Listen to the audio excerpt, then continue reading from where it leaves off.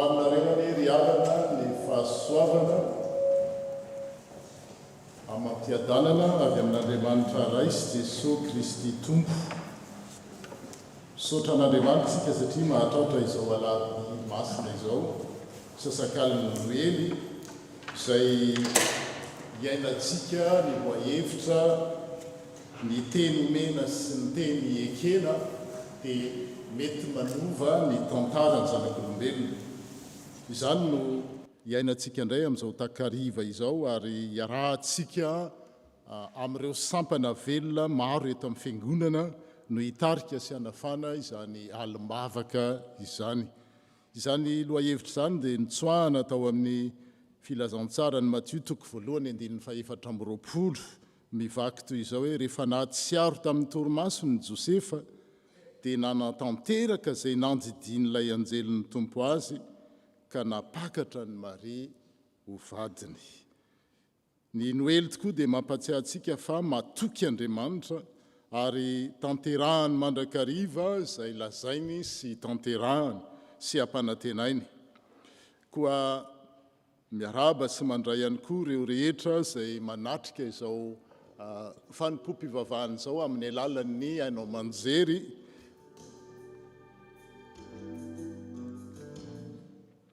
Miaraba sy mandray ihany koa an'ireo izay manatrika izao fanompoam-pivavahana izao amin'ny alalan'ny hainao manjery, amin'ny alalan'ny YouTube ary naiza toerana misy anareo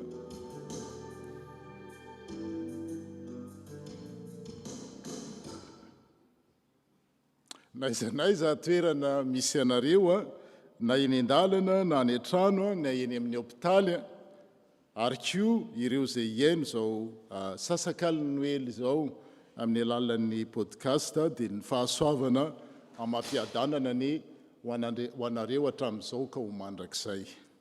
Que la grâce de notre Seigneur Jésus-Christ, l'amour de notre Dieu, Dieu le Père, et la communion du Saint-Esprit soient avec vous. Soyez les bienvenus dans notre Église en cette veillée de Noël.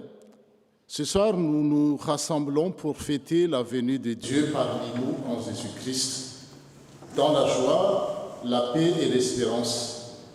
Le thème qui nous accompagnera pendant toute cette veillée de Noël, c'est une promesse tenue peut changer l'histoire. Une promesse tenue peut changer l'histoire. Le jour de Noël nous rappelle que Dieu est fidèle et que ce qu'il promet, il l'accomplit. Nous souhaitons également la bienvenue à toutes celles et ceux qui nous rejoignent sur YouTube, où que vous soyez, sur la route, à la maison, à l'hôpital, ou encore à celles et ceux qui réécouteront cette veillée plus tard en podcast, que chacun se sente accueilli, aimé et entouré, et que cette veillée soit pour tous un temps de lumière, de réconfort et de joie. Joyeux Noël à toutes et à tous. Lisons ensemble le psaume du jour, le psaume 128, première strophe à 6. Tumpo enui vavakatok ary atonilany amin'ny fifonako ny sofinao. Valio araky ny teninao marina sy ny fahamarinanao. Ampareneso ny famindraponao aho noho ny maraina fa ianao nitokiko. Ampahalalao ahy izay lalana tokony aleo fa aminao anadratako ny fanahiky. Tompo, afao amin'ny fahavaliko ao aminao no iareko. Ampianao anao ny sitraponao aho fa ianao no Andriamanitra. Aoka ny fanahinao tsara ny tarihinao. Noho ny anaranao Tompo dia velomy aho. Araky ny fahamarinanao dia avoay mafaka amin'ny fahoriana ny fanahitra. Amen. Inona telo ambinipolo andiny voalohany sy fahatelo.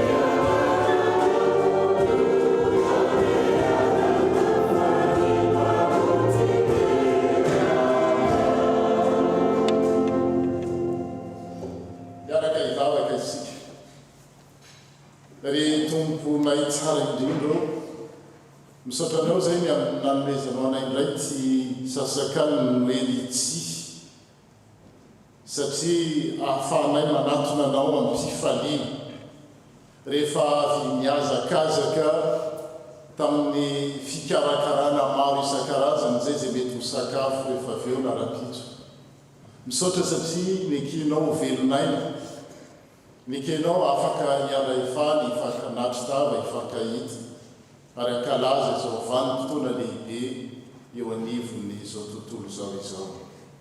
Mideranao zay satria Andriamanitra mahatoky tokoa ianao. Andriamanitra tsy mba manitaka na mivadika ny teny izay natao, ny teny izay nampanatenay, fa zay rehetra ampanatenanao tokoa dia tanterahanao ary porofo velona aminay olombelona izao andro Noely izao. Andro malaza sady soto koa satria na natanterahanao na natotosanao ny teny fanekena, teny fampanantenana raha voalavo ny zanak'olombelona Adamaseva dia fa nampanantena sady ianao fa hiteraka ny vehivavy anorotoro ny lohan'ilay menarana. Misotranao zay satria tanteraka atao amin'i Jesosy Kristy zany ary ankalazainay anio. Jesosy Kristy ilay fahatanterahany teny fikasanao izay mampiseho fa ny teny ekena sy nomena tokoa dia manova ny tantara ny zanak'olombelona, manova ny tantara n'izao tontolo izao ary mbola manova ny fiainanay ankehitriny. Aoka ny Tompo ny fanahinao masina hitaro-dalana anay amin'izao fankalazana izao amin'ny alalan'ny fahamahinana na ao an-tokantrano zany, indrindraindrindra rehefa avy eo na eo anivon'ny fiangonana zay tohizanay rapitso ary na eo anivon'ny fiainanay andavanandro. Anao irery Andriamanitra ny voninahitra sy ny dera ankehitriny sy mandrakizay. Amen. Petrakisika dia ataontsika ny andininy voalohany sy faharoa ihany amin'ny hira voalahatra, hira 5:70, cantique 75, première et deuxième strophe.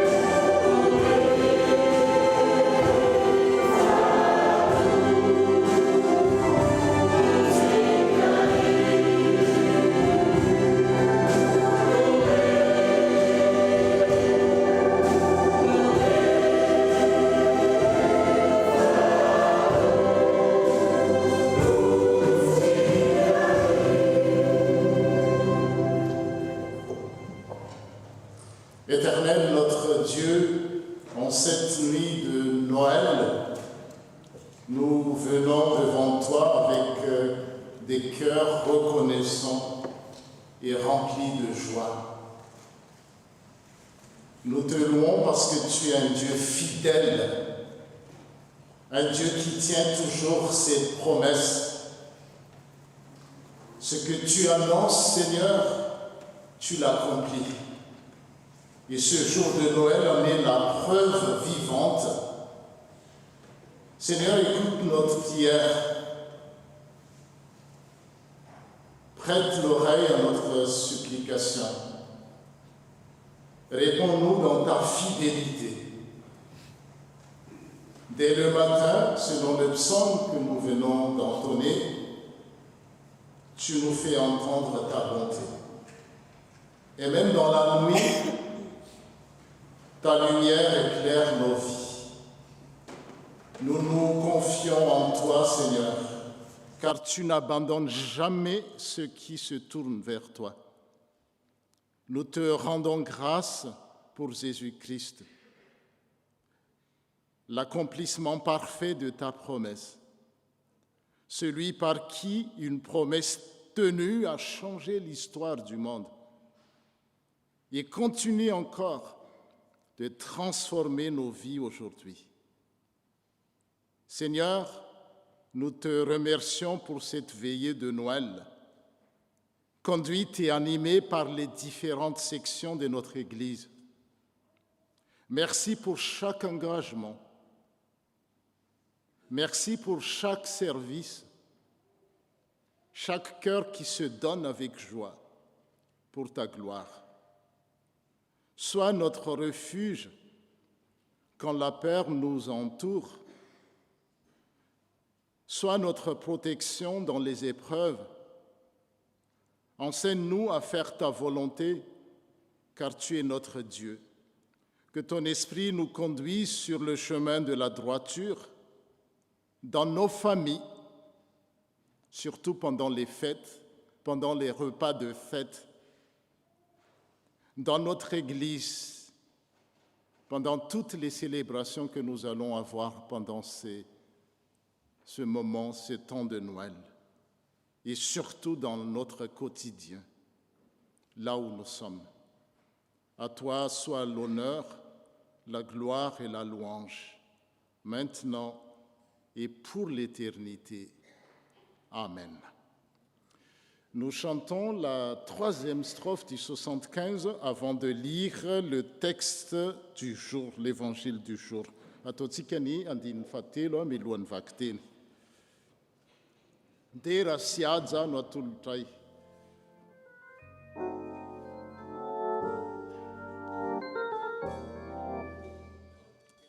Dimiam fitpoul, cantique 75, 3e strophe du chant précédent.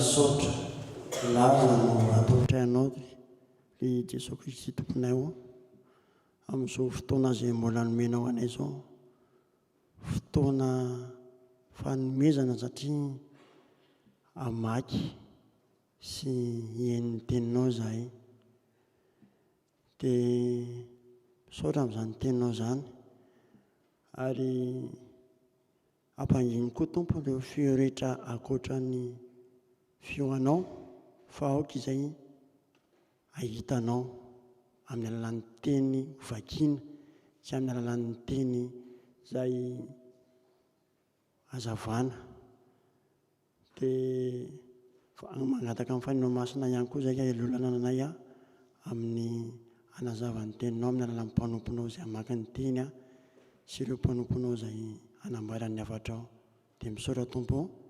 Amen.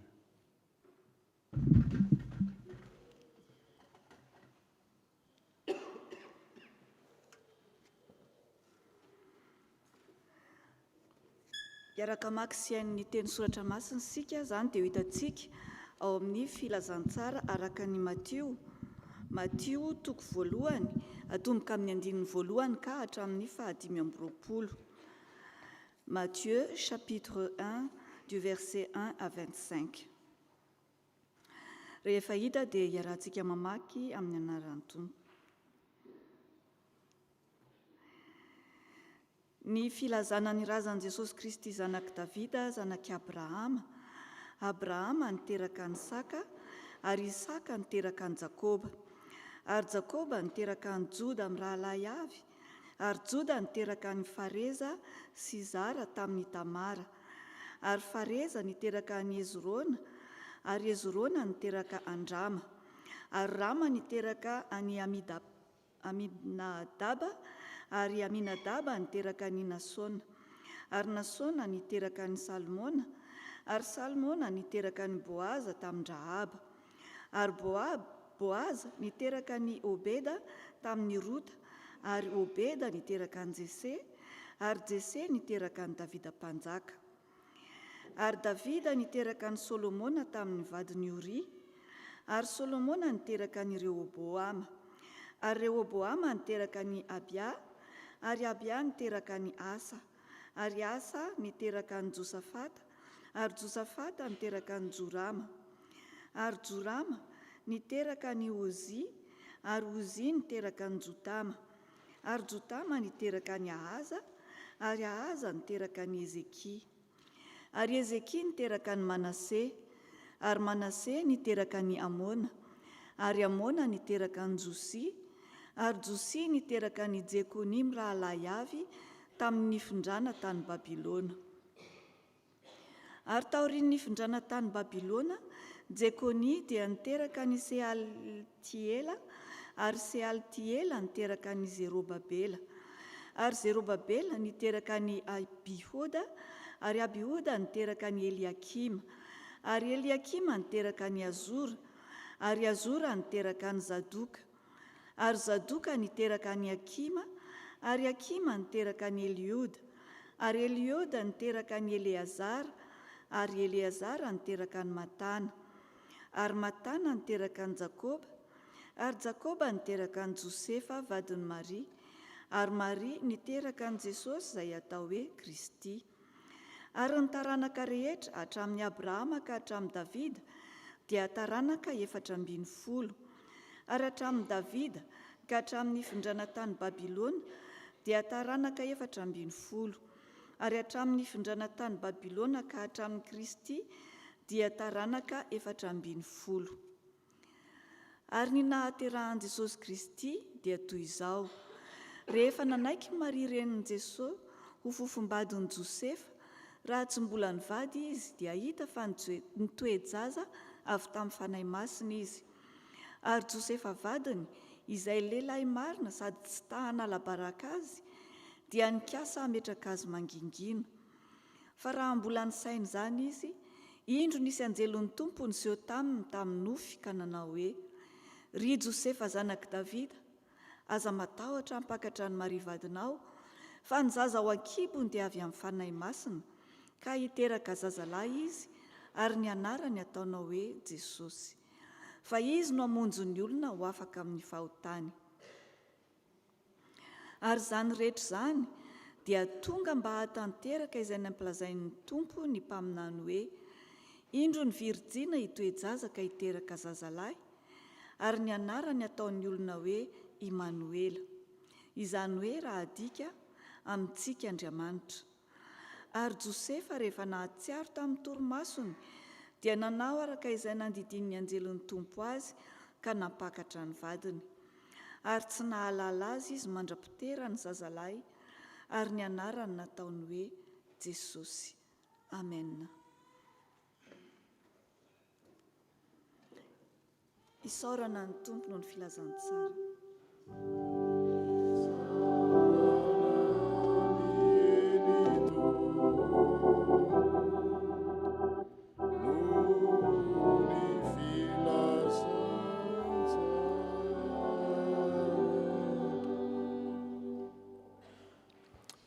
Any amin'ny farany mihitsika vao mandray miafatra avy amin'ny Tompo, fa ireo sampana velona eto anivon'ny fiangonana kosa no anomana antsika am-panahy, ka araka ny filaharany dia ny sampana zava-maneno, ny sampana lehilahy kristianina sy ny vehivavy kristianina, sampana fifoazana, sampana tsily, avy eo dia ny antoko-pihira no anao ny etapany voalohany, dia any amin'ny farany indray ny sampana tanora kristianina zany ao aorian'ny fanekem-pinoana ary ao aorian'ny vavaka fisaorana sy fangatahana no andraisantsika ny afatra sy faranany tsodrano zany milohan'ny sarahantsika.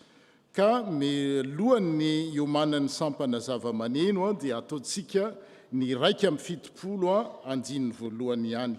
Cantique 71, première strophe.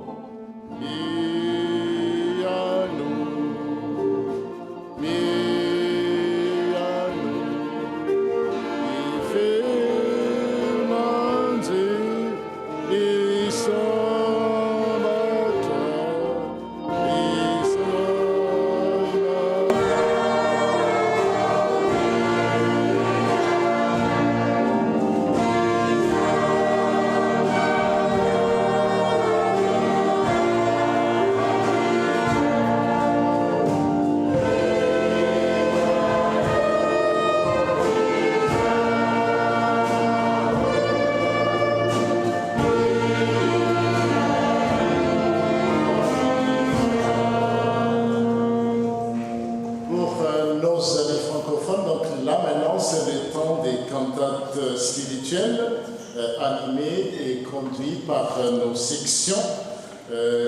En premier lieu, ce sera la section groupe, le groupe instrumental suivi des autres sections qui vont se succéder. Donc, c'est à vous le groupe instrumental.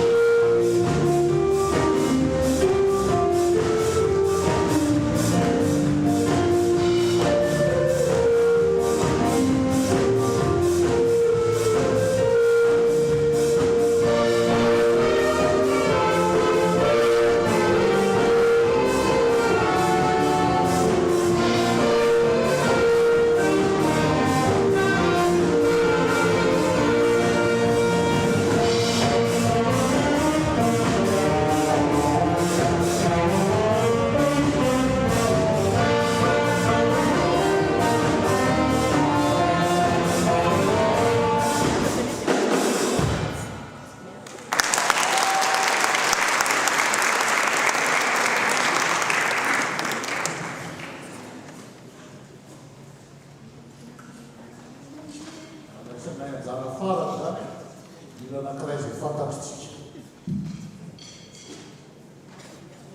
ranan'Andriamanitra.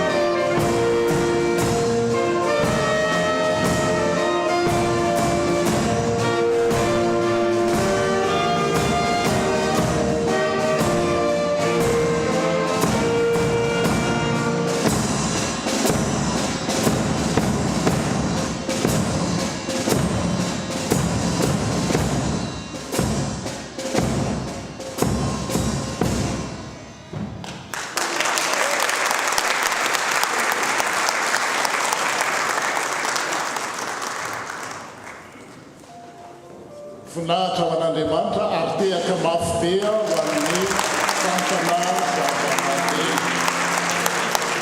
Voilà, c'est le groupe instrumental qui a commencé en fait cette animation pour la veillée de Noël. Le groupe instrumental, en fait, chaque dimanche, il est là, fidèle au poste par la musique. Il nous aide à entrer dans la louange, à prier, à nous recentrer sur Dieu. Et on pense fort aussi aux autres membres qui ne sont pas là. En ce temps de fête, donc que le Seigneur soit avec chacun de nous. Et là maintenant, on met aussi à l'honneur le groupe des dames, selon le programme. Le groupe des dames et la section des hommes chrétiens, Sampana S. Vekeas, Meselke, Miarak Israël, Ratsdiswa, On les connaît souvent par la préparation des bons repas et la décoration florale, comme vous voyez là. Et franchement, quel talent! Mais ils font bien plus que ça, que préparer le repas et aussi les décorations de l'église. Ils servent avec amour, ils soutiennent, ils organisent, ils encouragent et surtout, ils participent activement à la vie de notre Église, à la beauté de notre Église. Place au SLKV, SLVK. Santana Lela, Christiane Siesveka. Tu sais que c'est à ton Israël, à Miarakis Natia, ils vont nous surprendre.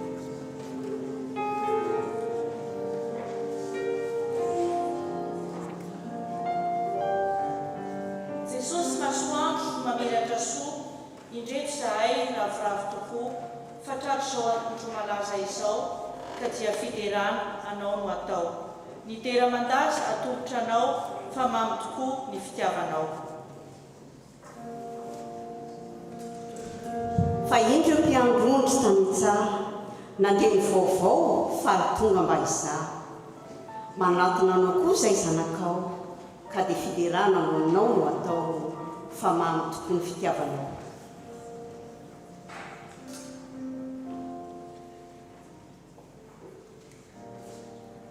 Fa iny mianjely dia re zahay koa maniry tahaka ireo hitory ilaza ny andro vaovao ka dia fiderananao no atao.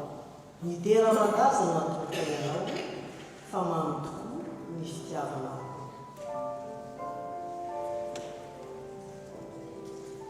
Fa iny ny maky dia namangy anao mitondra fanafitra teo aminao izay koan'io manatona anao ka dia fiderananao no atao mitera-mandaza natolotrainao fa mamy tokoa ny fitiavanao.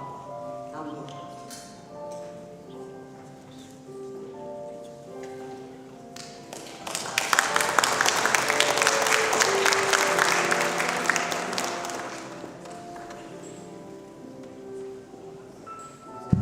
Mantra-pinoakoana amin'ny sketsa zany a dia ataontsika ny hira itoerana ihany a ny hira FFPM 5:20 andro malaza.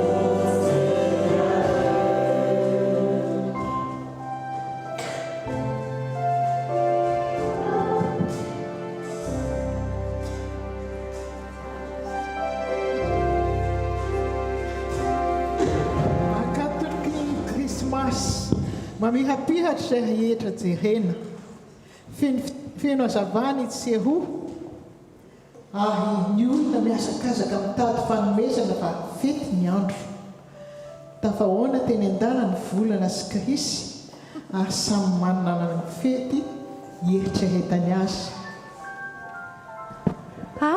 Manahoana ki volana faly mahita andriaky inona vaovao salama tsara kia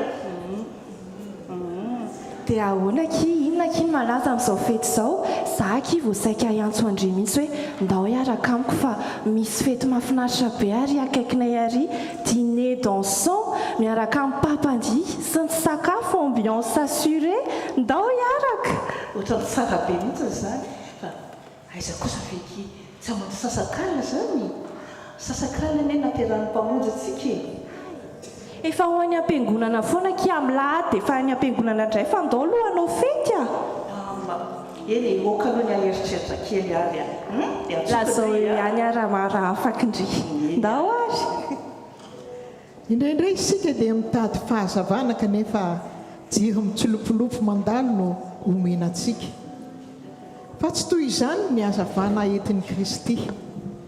Andeha isika ho any an-trano haleva sy razery.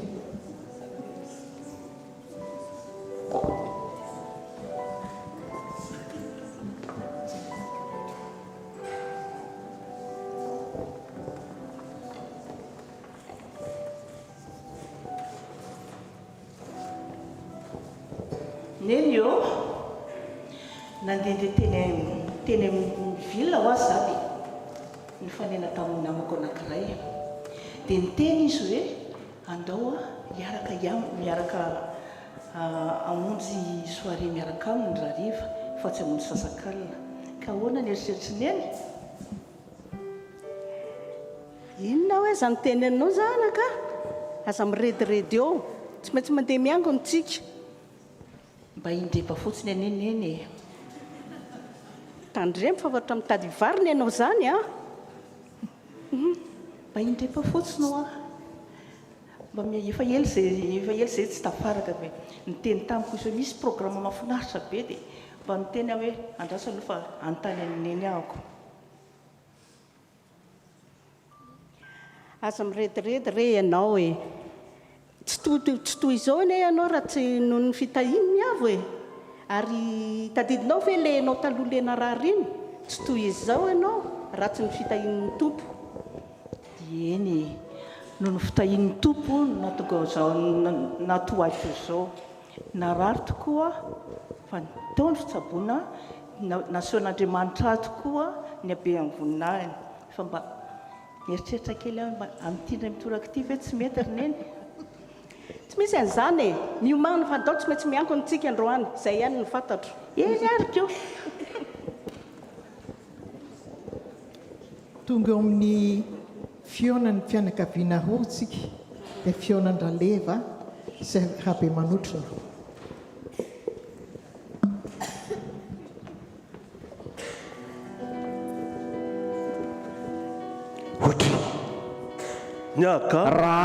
raha leva marina tena ely zany zokola vaovao maresaka tsy ratsy miresaka tena ely nareo tsy hita za zao nefitra hoe lasa ny an-tafy angambany tena le nakaviza atao amin'ny tele sarotra be dia tsy tafy tena marina ve zany tena enjany zany fa zao krismasy tia ny andro fetindray mihinan-kanina ray zany tsy izay ny tiako atongavana ny anao efa ny amin'le après fa mba atongavany am-piangonana rahariva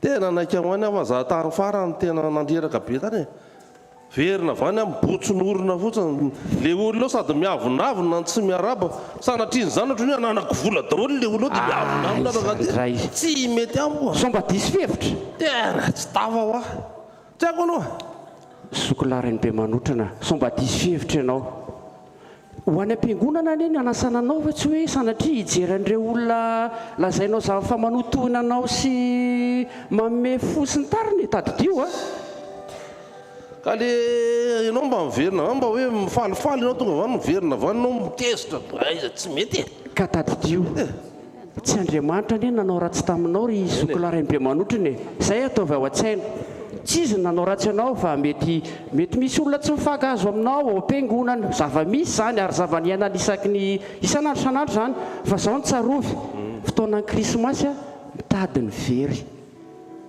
ka zay nanahitana anao zay sokola za zany very tianao tenena tsy hoe very ianao akory fa fotoanan'ny krismasy mitady ny very ho a dia mba manentana anao a tongavany am-piangonana rahariva mino somatoka efa ho avy ianao raha aloha za eritreritra fa tena souvenir rasy tamiko le izy fa afaka manantena ve nefa ny alona izany aza eny e hiteo hiteo eny ary hiteo dia zay ary zany fa mazotoa fa mandra-peona zany lasa eritreritra raha ny be manotrona tsahony ilay tenin'ny anjely tamin'ny mpiandry ondry fa iny manao hoe aza matahotra fa indro ilaza vaovao mahafaly aminareo ao dia fifaliana lehibe ho an'ny olona rehetra fa mpamonjy no teraka ho anareo anio mpamonjy tonga anafaka anavitra sao dia mbola misy fanantenana ihany ny vavaka hoy ny eritrerina dia atapaka ny heviny fa resaka amin'ny raha matovadiny izy dia andeha hivavaka izy mianakavy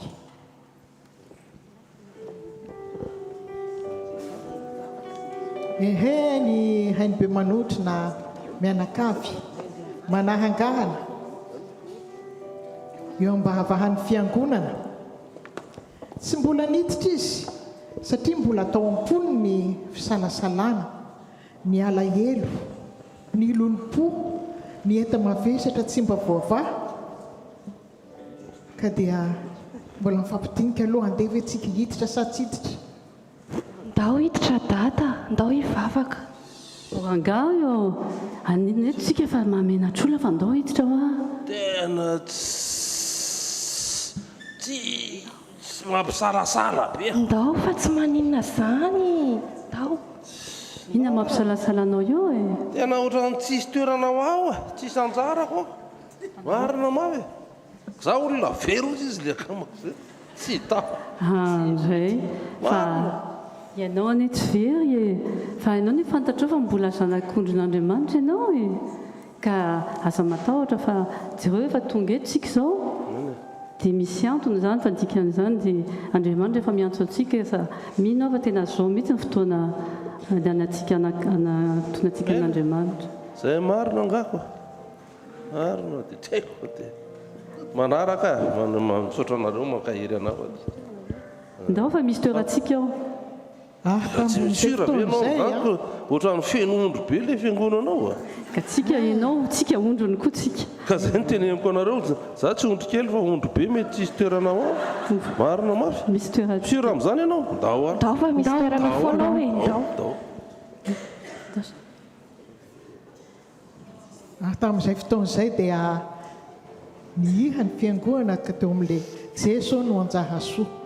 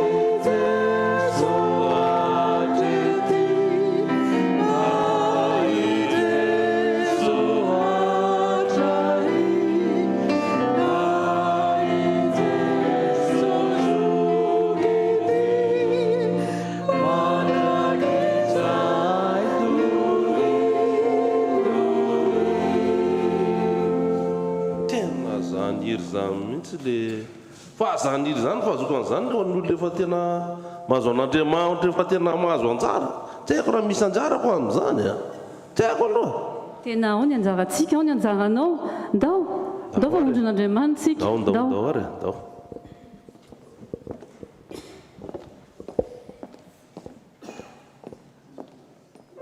tonga ny alin'ny sasakalina dia niditra ihany aby manotrina menakavy ary fen'olona ny fiangonana feno fahanginana dia niditra andeha manotrina mianakavy iny dia nanomboka ny toriteny ny fantoka iaino izay ny olona rehetra ry ava malala ao amin'ny tompo akafaliana lehibe narabaina sika tonga somatsara eto amin'ny fiangonana amin'izao andro lehibe krismasy famonjena izao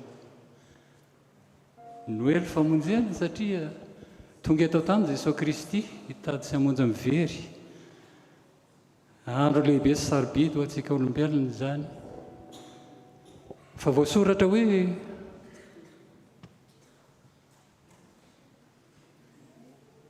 toy izao nitiavan'Andriamanitra izao tontolo izao nomeny ny zanany natokana mba tsy very izay rehetra mino azy fa hanana fiainana mandrakizay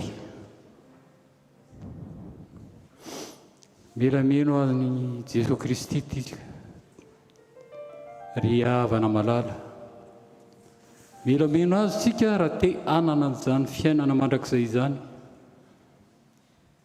rehefa mino azy manko tsika dia izy hiara-dalana amintsika mandrakariva nampy atsika hitondra fahasoavana isan'andro isan'andro rehefa mino azy tsika dia izy no hanampy atsika eo amin'ny fiainana manontolo rehefa mino azy tsika dia izy no hanampy atsika ho afaka amin'ny fomba fanao izao tontolo izao izy no hanampy atsika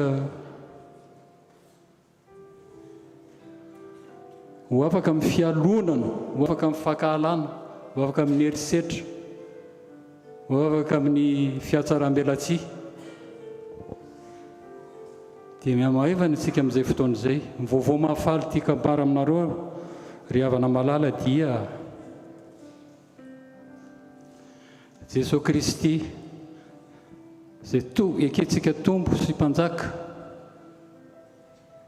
dia izy no loharanony fanekena vaovao. Loharanony fanekena vaovao izy satria manamaivana ny eta mavesatry ny zanak'olombelona izy, manafaka atsika amin'ny fahavesarany lalàna izy, satria ny lalàna tamin'ny testamenta taloha dia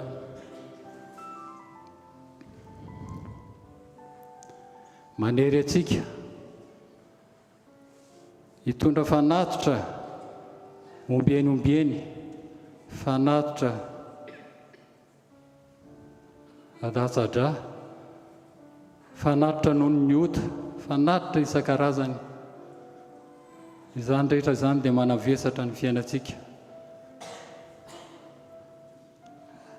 Ary ankoatr'izay dia afaka kokoa ny zanak'olombelona amin'ny fanelanelana ny mpisorona, zay vao afaka tsy afaka mifandray amin'Andriamanitra isika fa mbola elanelan'ny mpisorona amin'izao fanekena vaovao izao. Nefa dia afaka tanteraka isika mifandray mivantana amin'Andriamanitra ray, mivavaka any an-trano isika, mivavaka kalalahana, mifandray amin'Andriamanitra ka manaiky atsika hivavaka isan'andro isan'andro, satria izany efa fahafahana nomeny Jesosy Kristy.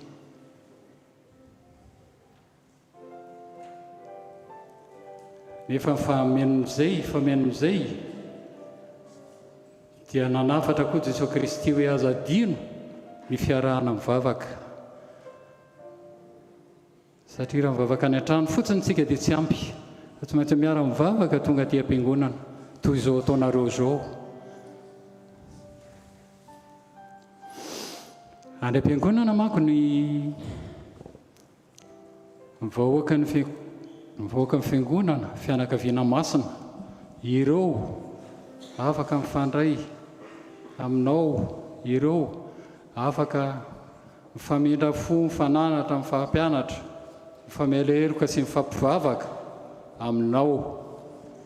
Ary ireo vahoaka amin'ny fiangonan'ireo koa miaraka amin'ny ray aman-dreny mpitandrina amin'ny fiangonana dia miara-miasa mampandroso ny sotoavana kristianina, miara-miasa manadio sy mampandroso ny fiangonana lavitry ny tsy fahamarinana rehetra ary lavitry ny mifanao ratsy rehetra.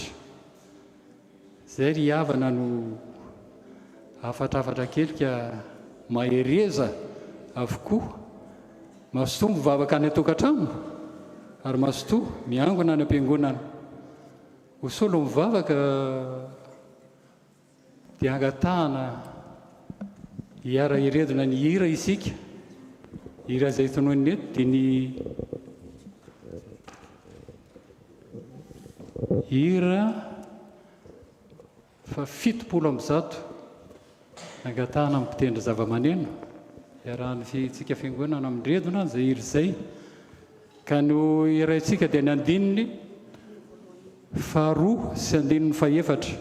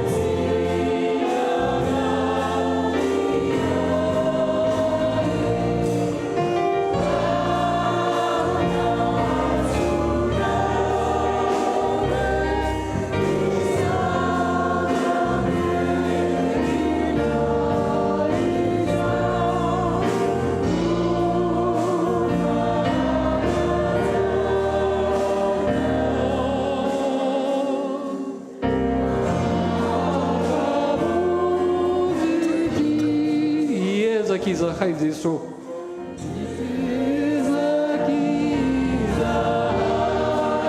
ka mba ho tianao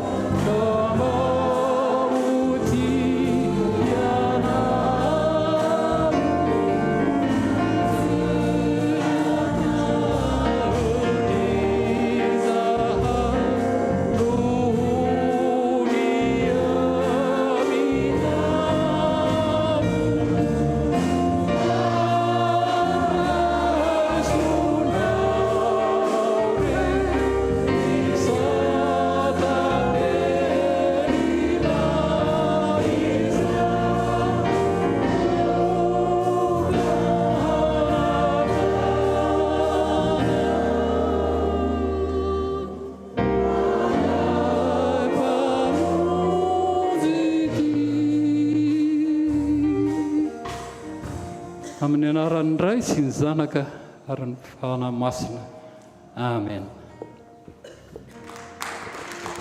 mandona ny foniny rehetra ny toriteny ary no efa nirava ny fiangonana dia ny fanantona ny fampiaraba ny fianakaviana manontolo ny mifankalala sy ny tsy mifankalala ary dia feny fifaliana tokoa ny fianakaviana ary mifandray tamin'ny olona koa be manotrona mianakavy.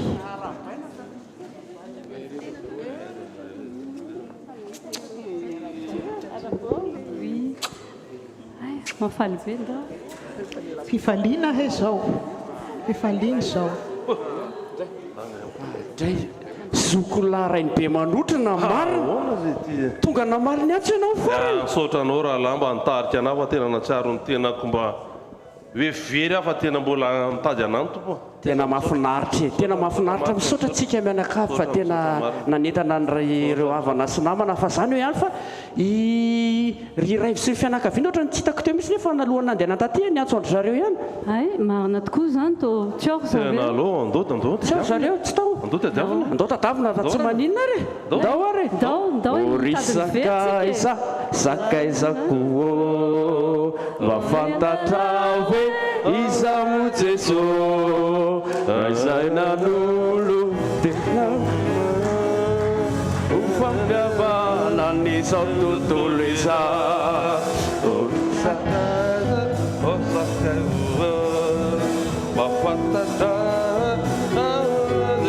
zay ny andro fifaliana andro hitadiavana izay very satria hoy ny tompo tonga ao hitady sy hamonjy ny very.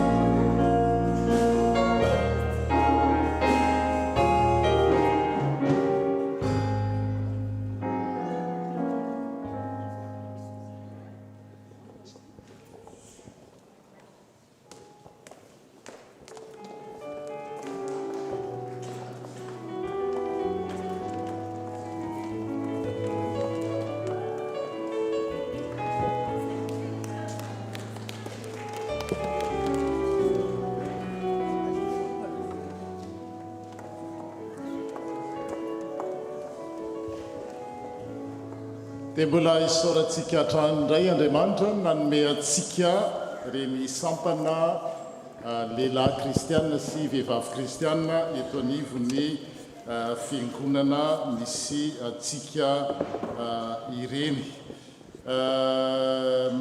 Maintenant, pour nos amis francophones, maintenant c'est le groupe de réveil. Sampana fifoazana indray no andray misehatra. Qu'est-ce que le groupe de réveil? C'est le nom l'indique très bien, un groupe appelé avec une mission claire, une mission très précise, c'est-à-dire annoncer la bonne nouvelle, mais aussi la vivre au quotidien. En fait, il y a une chose d'annoncer la bonne nouvelle, mais ça n'est une autre de la vivre au quotidien. Et pas juste des mots, mais une foi qui se voit, qui se partage et qui se transforme. Et le groupe de réveil, le Sampana Fifoazana, a aussi une mission spirituelle au sein de l'Église. C'est, premièrement, prier pour la délivrance. Maintenant, asa sifampaireza. Prier pour la guérison. Mamvavaka, wamfanastranana, vatana, saina, fana. Accompagner les personnes par la prière et par l'imposition des mains dans la foi et dans l'amour. Voilà, donc c'est le groupe de réveil. La place est à vous.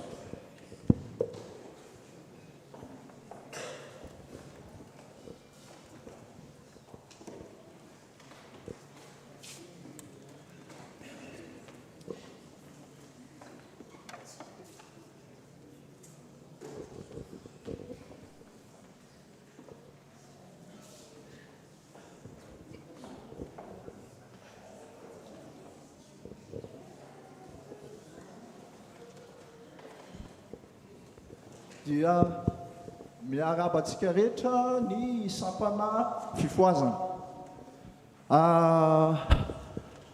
Ny sampana fifoazana tsy mandeha rehetra fo.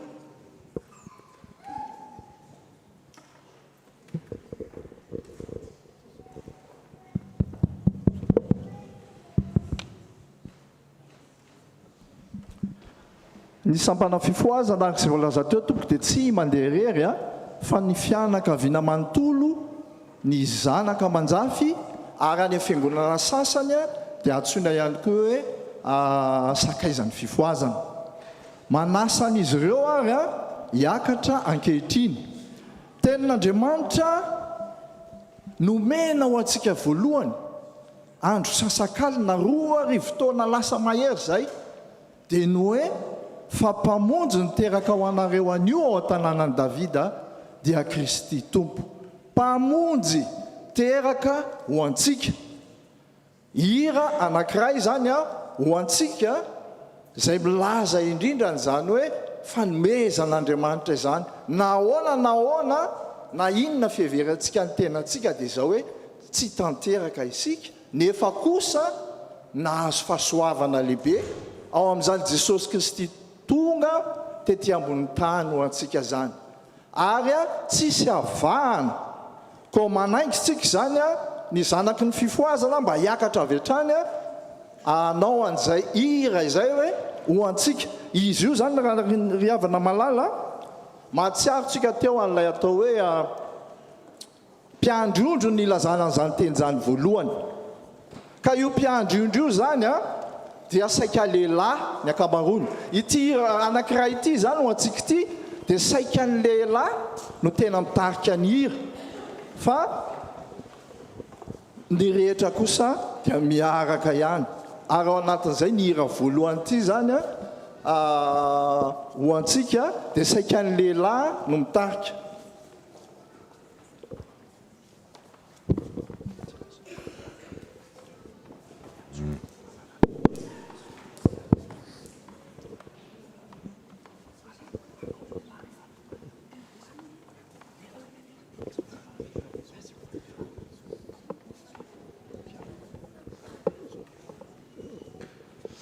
Ho antsika.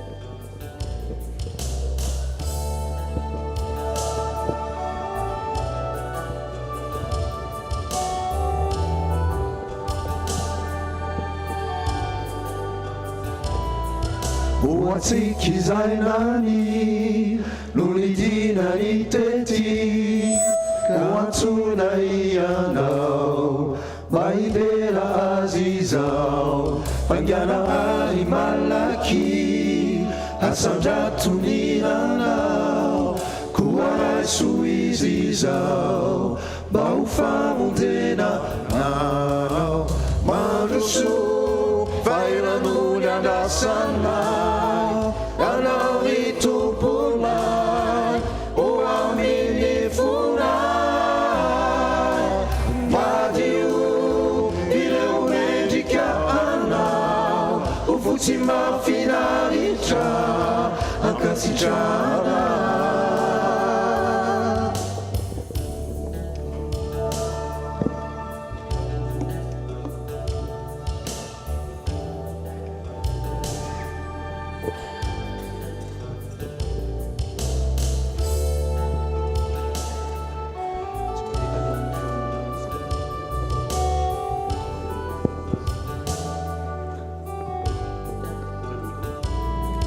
zanaka malalany foniroantsika ty mba ho aisy hoanao ho fiainam-ba ovao fangianahary malaky asandratoninanao koa raiso izy izao mba ho famonjenanao mandroso fairan'olo andrasanay anao ny tomponay ho amin'ny fonay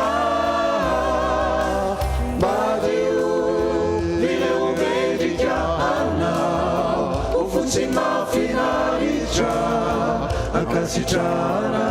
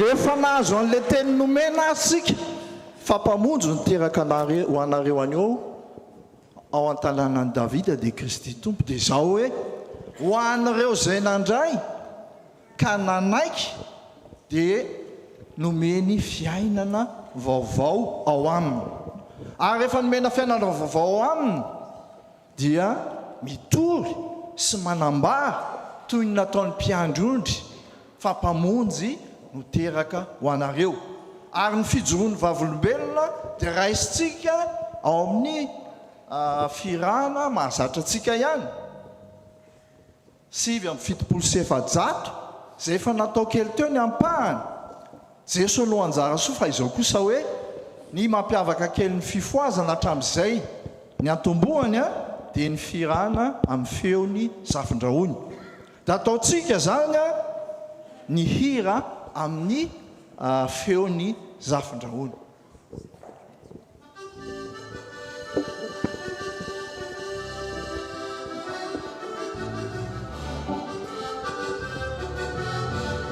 Jesu anayari anjara suwa zai mahafa putukua suci mana parua ai Jesu apizai ai Jesu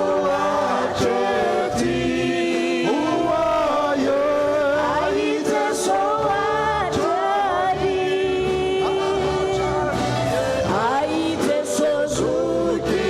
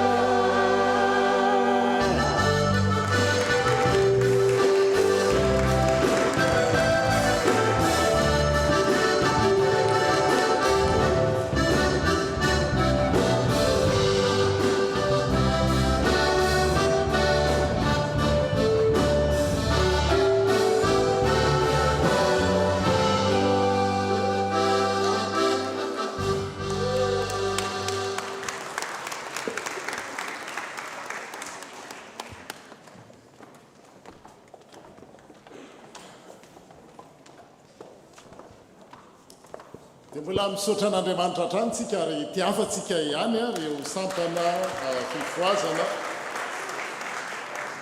tehaka mafy isary zareo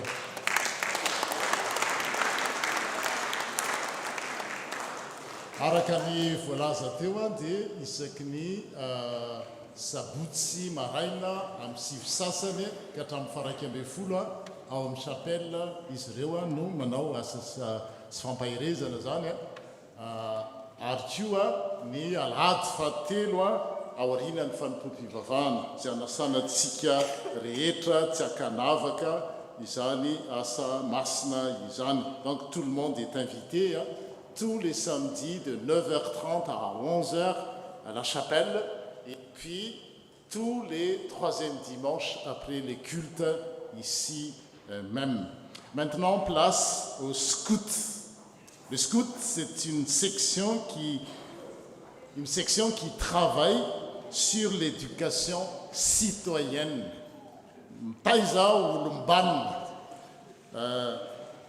une section qui travaille sur l'éducation citoyenne pour former des bons citoyens responsables et engagés. Chez les scouts, on apprend à être autonome dans la vie, se débrouiller, prendre des responsabilités, travailler en équipe, respecter les autres, et non seulement les autres, mais aussi l'environnement, parce que nous sommes une église qui respecte la création bonne de Dieu. Et c'est une école de vie, les scouts. C'est là où on grandit en valeurs, en discipline, en solidarité, pour être utile aujourd'hui et prêt pour demain. Tili, on a fait scout un jour et scout pour toujours. Toujours. Voilà, venez voir le scout. À vous la scène. Voilà.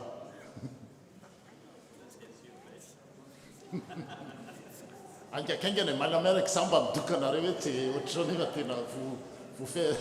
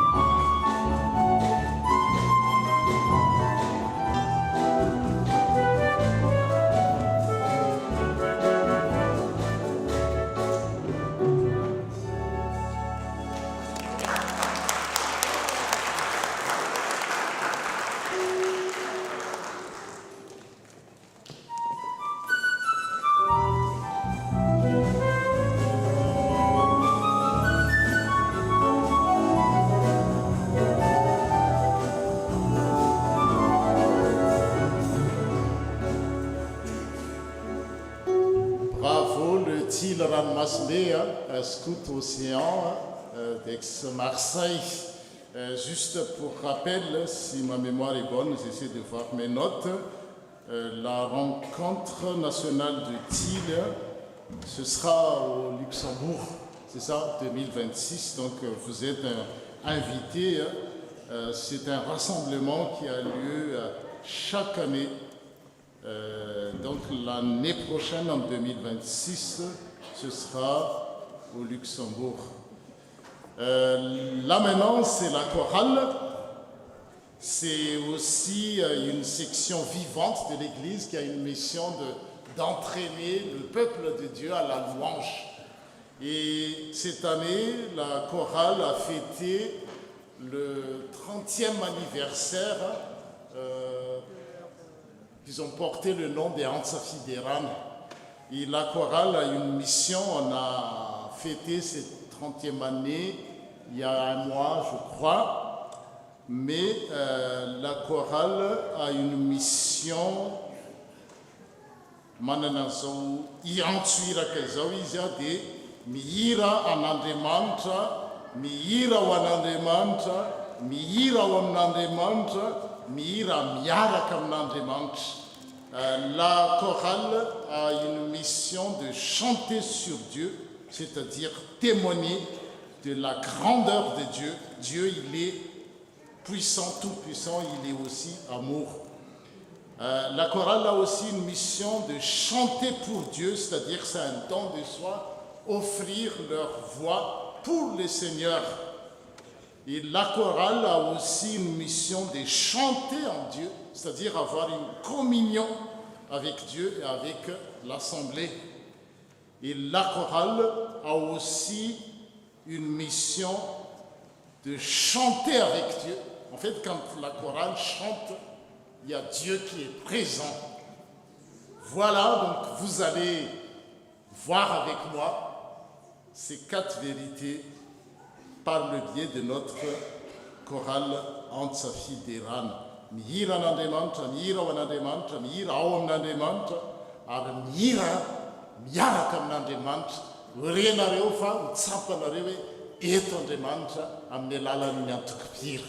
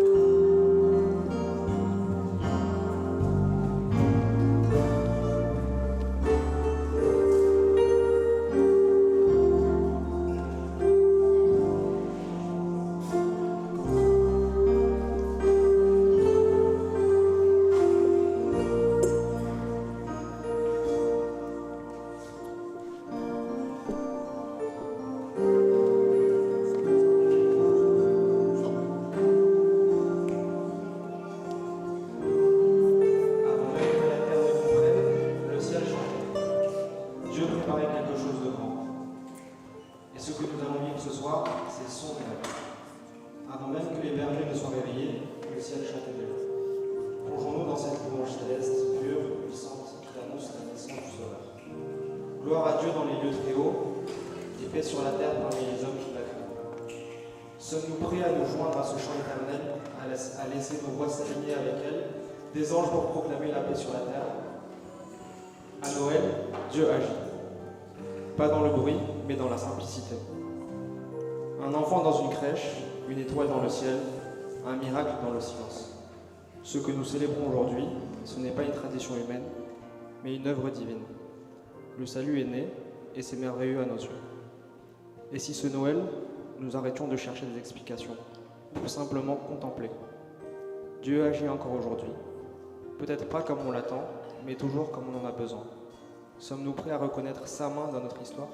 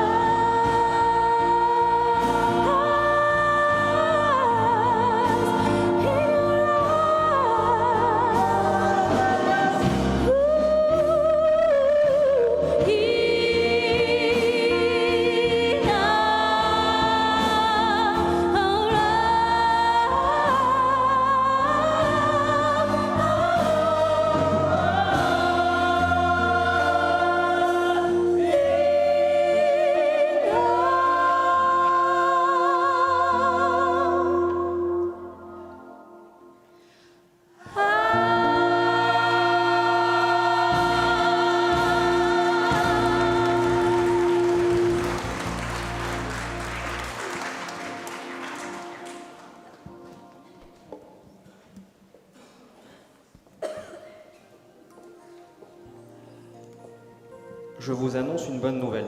Un sauveur vous est né. Il y a des nuits qui marquent une vie, mais celle-ci a marqué l'histoire. La plus belle nuit du monde, ce n'est pas celle des cadeaux ou des lumières, c'est celle où Dieu s'est fait homme.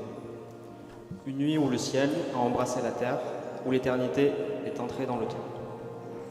Et si cette nuit devenait aussi la plus belle pour nous, non pas parce qu'elle est festive, mais parce qu'elle nous rappelle que Dieu est proche, qu'il est venu pour nous personnellement. Noël, c'est aussi pour la ville, pour les rues éclairées, mais aussi pour les cœurs, mais aussi pour les cœurs éteints. Faisons une prière pour nos quartiers, nos voisins, nos dirigeants. Parce que Jésus est né dans une ville, au milieu du monde réel, et non dans un conte. Il est venu pour transformer les lieux ordinaires en lieux de grâce. Ce Noël, au lieu de fuir le bruit de la ville, prions pour elle. Et si notre louange devenait intercession, pour que la lumière de Noël éclaire aussi les carrefours, les immeubles, les visages pressés, parce que Dieu aime chaque coin de notre monde. La plus belle du monde, Prayer for the City.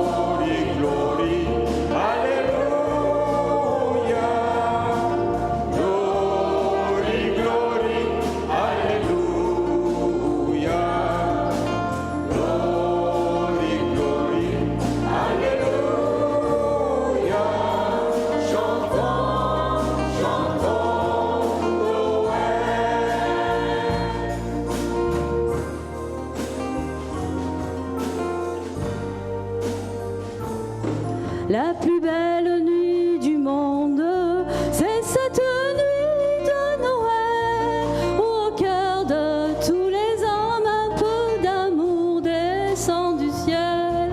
Tant de choses les séparent, cette étoile les unit, c'est la plus belle nuit.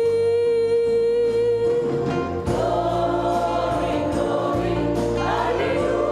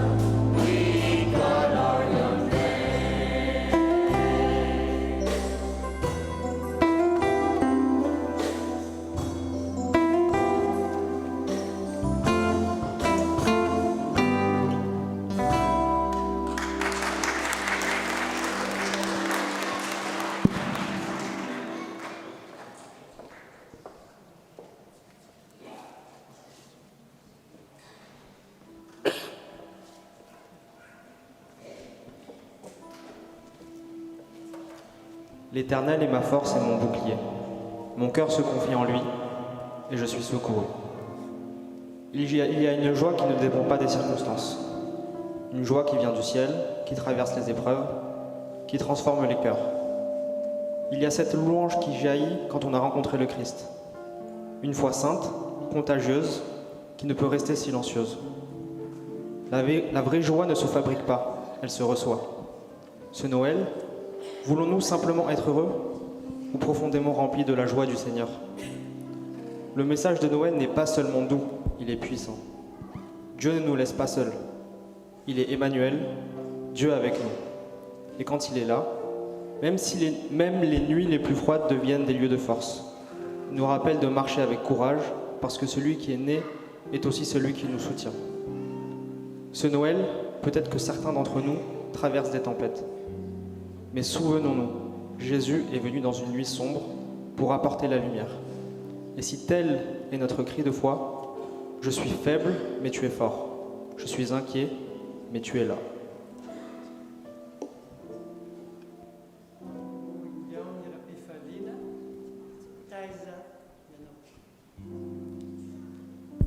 Ingiao Nirapifalina, Taiza Yanao.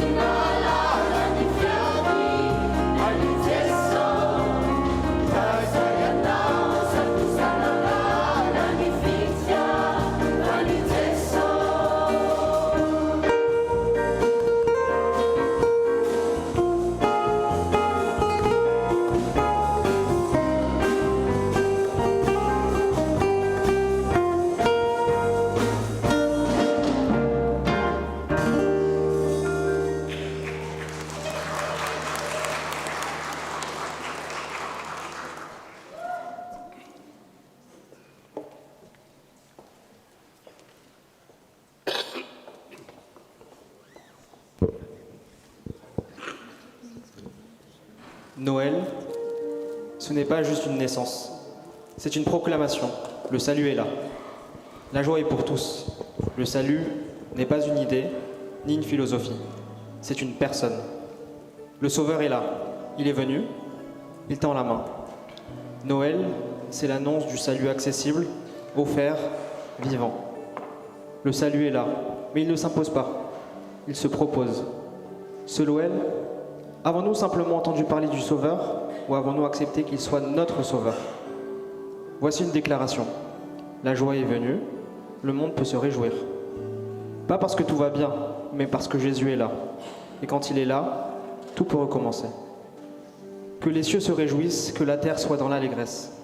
Ce Noël, voulons-nous simplement célébrer ou vraiment nous réjouir en celui qui nous donne un sens à tout? Indro ny famonjena noelinaina. Indro iposaketo zao mazava. Le azy imbeta aloha, indro fanosava. Ampy mizaly zany fahatariny zany. Ka isam-baravarana samy mahazo ny anjarany. Fitiavany tsy vidiana na hoe sandaina vola, kanefa ialana liana fity tsy mety pola.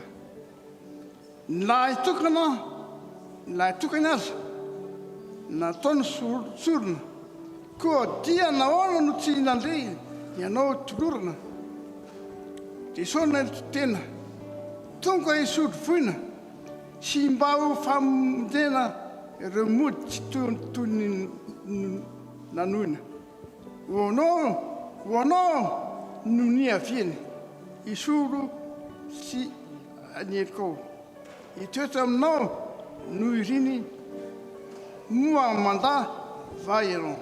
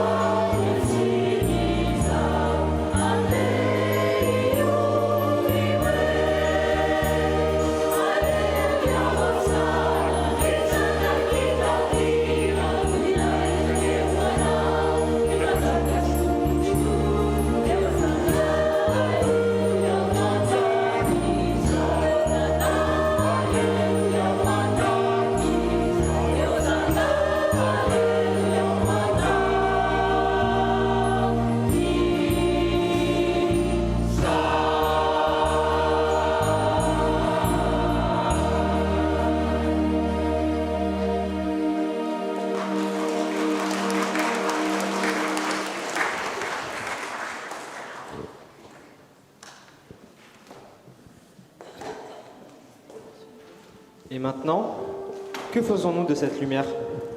Noël n'est pas un point final, c'est un commencement. Ce n'est pas un souvenir, c'est une promesse vivante. Car celui qui est né dans une crèche veut naître aussi dans nos cœurs. Il ne vient pas pour une saison, mais pour une transformation. Alors, que cette lumière ne s'éteigne pas en quittant cette salle, qu'elle éclaire vos maisons, vos décisions, vos relations. Qu'elle vous rappelle chaque jour que Dieu est proche, que l'espérance est réelle et que la joie est possible, même dans les nuits les plus sombres.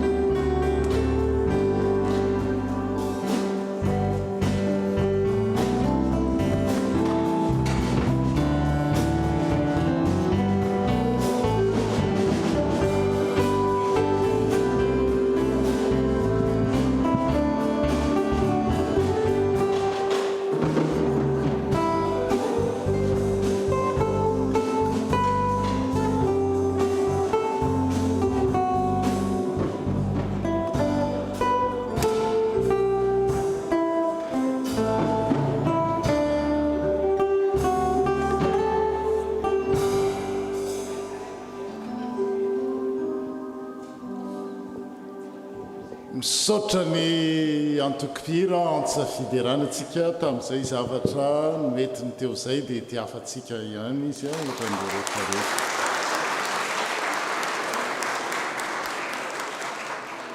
mino aho fa tsy voatery hiteny frantsay ntsony satria efa lasa le vazaha maromaro teo a ho an'izay manaraka aminay anao manjery tsy hoe za akory ny te hiteny frantsay fa mba fanajana nireo vahiny le izy. Ny antokopira dia isan-kalahady dia eto foana manafana ny hira ary fantatra izy ireo fa na tsy ao anatin'ny feuille de culte ary izy ireo dia aoriana ny toriteny izy mihira foana. Ny sampana anankiray izay tsy nihirana io dia ny sampana sekoly alady zay voavy nanao ny azo noely tamin'ny alady teo dia izay no antony ary ny sampana tanora kristianina dia aorianany fanekemponoana.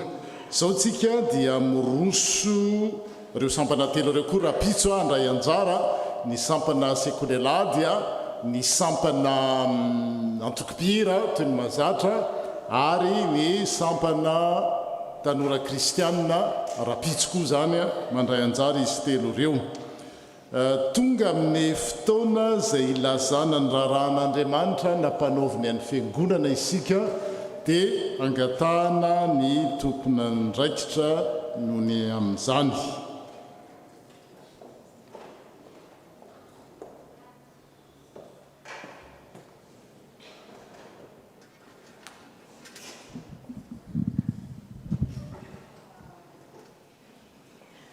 Ka hiteraka zazalahy izy ary ny anarany ataonao hoe Jesosy fa izy no hamonjy ny olona no afaka amin'ny fahotany.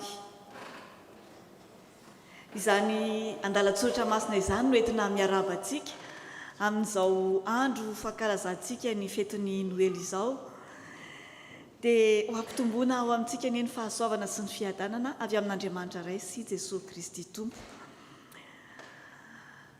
Raha misy koa samba ny tonga miara-mivavaka eto dia arabaina manokana ianareo ary raha ireo vahiny koa dia arabaina toraka izany tonga soa tompoko ny tompony omba sy tantana anareo mandrakariva. Misaotra ny pasteur Jeannot Randrianandrasana sika nitarika antsika tamin'ny fanompoam-pivavahana androany. Misaotra ireo sampana velona eto amin'ny fiangonana rehetra tamin'ny fandraisana anjara tamin'ny antsakira fankalazana ny Noely dia ho an'Andriamanitra irery ihany ny voninahitra. Ny raharahany fiangonana izay ambara amintsika androany ho afoezina ihany ireo daty sy fandaram-potoana tsara hotadidy izay no ambara amintsika ka ampatsahivina antsika fa aorian'izao fanompoam-pivavahana izao dia isy ny fizarana gâteau sy rano mafana, zava-pisotro mafana zany, boisson chaude zay no ifampizarantsika rehefa avy eo rehefa vita izao fanompoam-pivavahana izao. Raha pitso kosa izay andron'ny Noely dia manomboka amin'ny 10 ora ny fanompoam-pivavahana, amin'ny 10 ora ny fotoanantsika eto. Ary aorian'izany fanompoam-pivavahana zany koa dia misy ny sakafo agape izay efa nisy moa ny fisoratana anarana mialoha mahakasika izany. Mbola mitohy kosa ny fisoratana anarana ho an'ny fitsinanan'ny taona vaovao réveillon mandra-pahatonga ny 26 ny fisoratana anarana ho amin'izany. Ka raha manam-pikasana ho amin'izany sika dia aza misalasala. Ny 27 ny volana Desambra kosa dia alahadin'ny fianakaviana sy ny zanakam-pielezana. Tsy adinontsika ihany koa ny voalohan'ny volana Janoary izay anatanterantsika ny fanompoam-pivavahana iarabantsika ny taom-baovao manomboka amin'ny 12 ora. Ny faha-efatra ny volana Janoary kosa dia natokantsika izany anatanterantsika ny fiarabantsika ireo zokiolona ray aman-dren'ny fiangonana izay 70 taona no miakatra.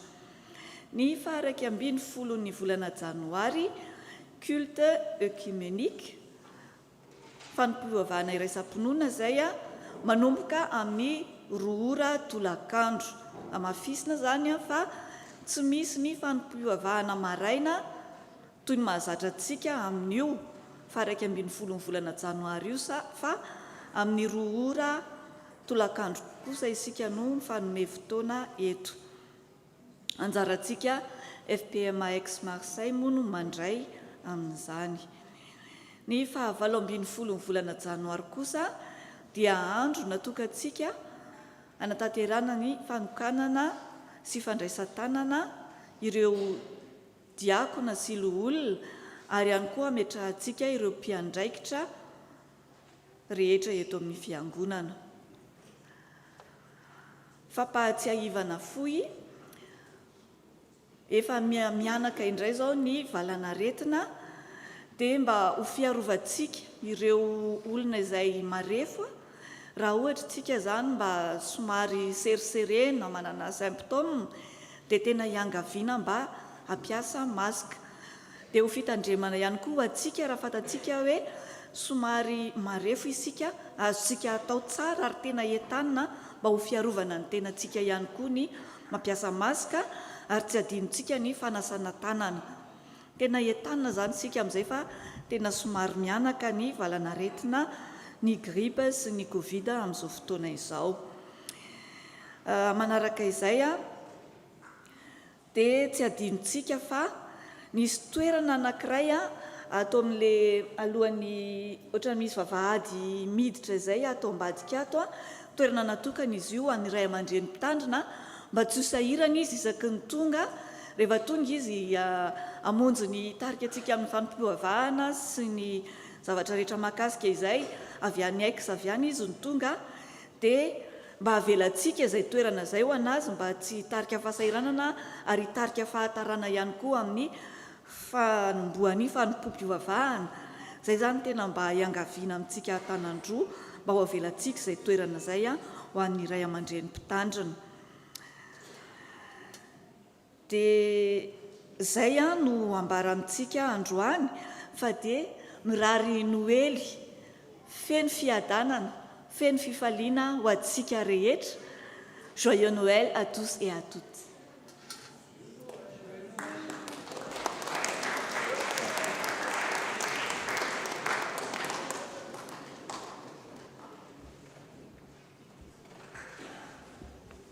Miroso amin'ny fanolorana rakim-pisaorana ho an'Andriamanitra isika ary ho fanohanana ny asa am-piangonana dia ny FFPM 7:10 no ataontsika ary raha tsy vita izany dia tohizana amin'ny firana fanampiny fa 7. Araka ny fantatsika dia misy rakim-pisaorana anankiroa trano sy ny fampandehanan-draharahan'ny fiangonana fonctionnement et PAE anankiray ihany avy rakitra anankiray ihany zany araka ny filaza fa ny fomba fanatanterahana azy ny maro na environnement na amin'ny PayPal ho an'ireo izay manaraka ianao manjery nareo no nangataka an'izy io dia ataovy raha sitrakareo ary chèque sy ny espèce zany.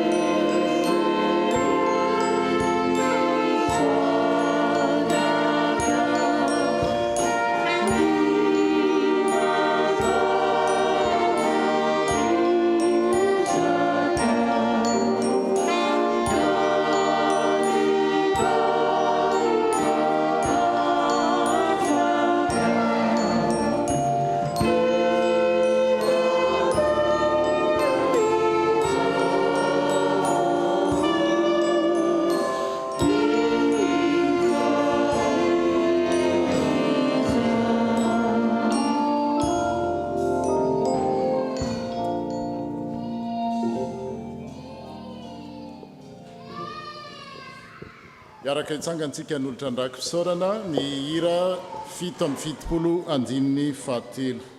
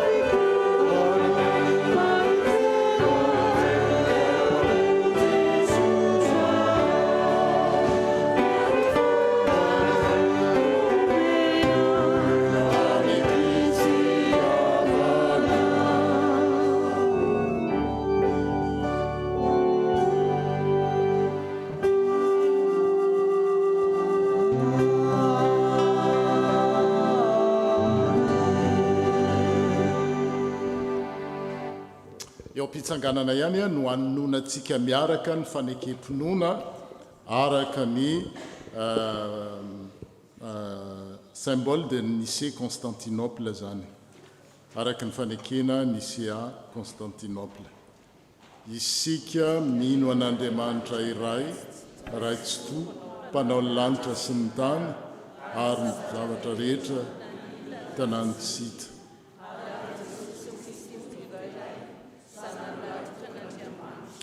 Ateraky ny rainy talohan'izao rehetra izao, ny mazava avy amin'ny mazava, Andriamanitra tokoa avy amin'Andriamanitra, nateraka fa tsy natao, miray amin'ny zavatra rehetra.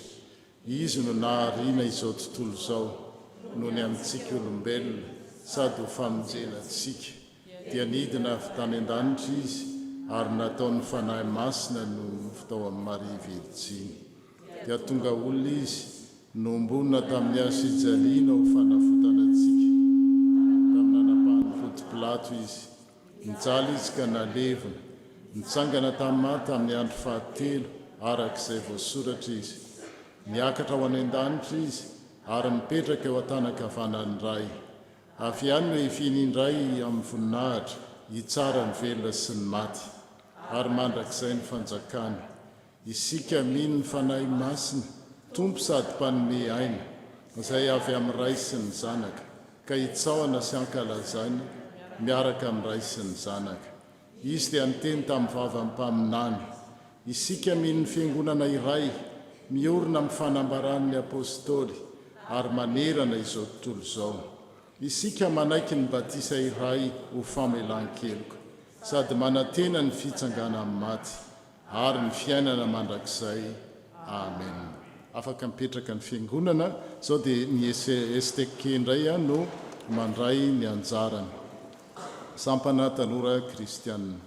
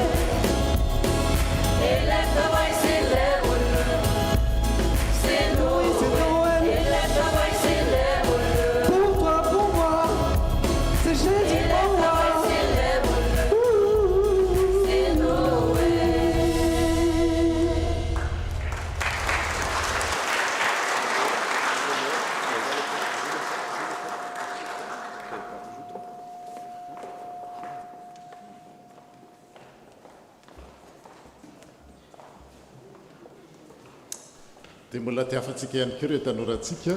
Bravo aux jeunes.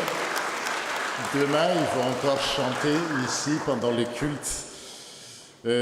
Araka ny loha-hevitra teo dia hoe tonton tantely rakotonanary moa nefa sika mitazy to zay tsy hiteny intsony ny teny omena sy ekena manova ny tantara. Amin'izao vanim-potoana iana zao tsika tokoa dia betsaka ny olona no manao fampanantenana poakaty. Ny mpanao politika dia malaza manao hoe kobakambava. Tsika raha mare an'izany teny zany nareo. Manao fampanantenana pokaty kobakambava, misy ny mampanantena nefa avy eo dia manadino, misy ny fanaika dia avy eo dia mifandao.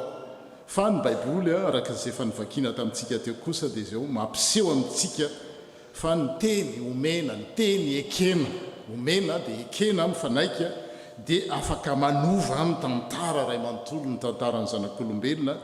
Ny fiainantsika zao raha afaka mankalaza ny andro noelyntsika nio amin'ny teny malagasy noely ny tena fiteny fa tsy dia fiteny firy hoe krismasy. Raha andro noely toy izao no ankalazantsika afaka mankalaza izany tsika dia izao mampiariary fa mitazona ny teny izay nomeny Andriamanitra ary manatanteraka izany.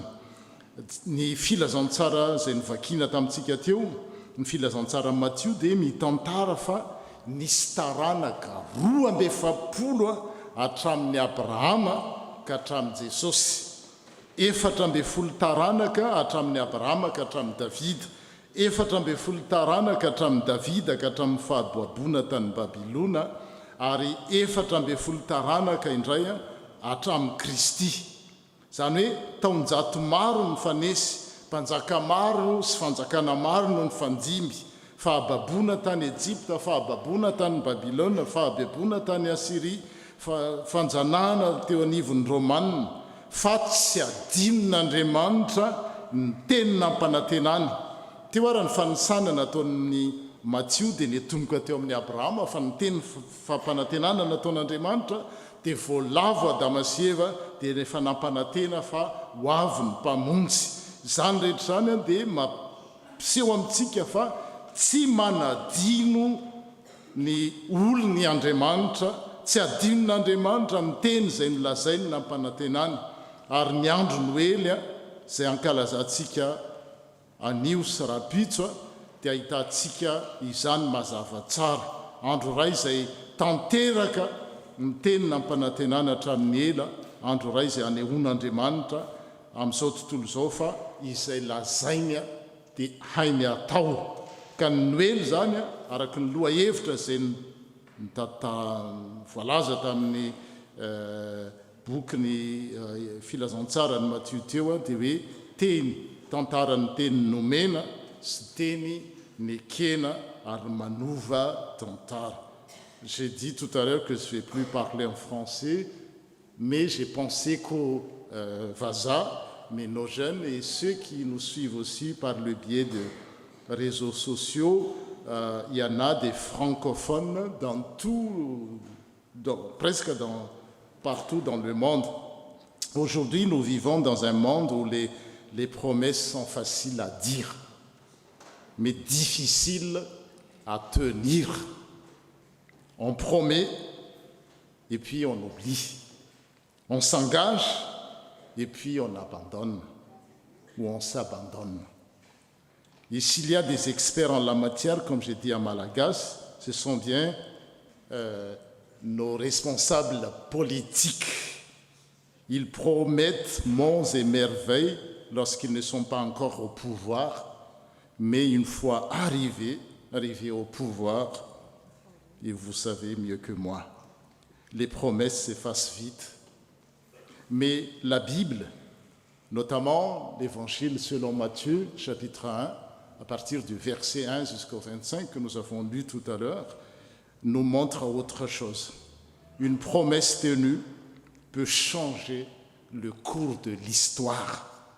Et le jour de Noël, cette célébration que nous avons aujourd'hui et qui va poursuivre jusqu'à demain, est spécialement l'histoire d'une promesse accomplie et d'un oui qui a tout changé. Et tout le thème de cette célébration une promesse tenue qui a changé l'histoire. Il y avait, j'ai dit en français et en malagasy, il y avait 42 générations depuis Abraham jusqu'au Messie. Mais Dieu, il tient sa promesse.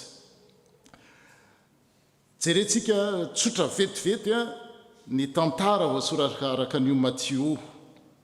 Revenons au début de l'histoire de Noël. Sarotra ny toe-javatra teo amin'ny Josefa sy Marie.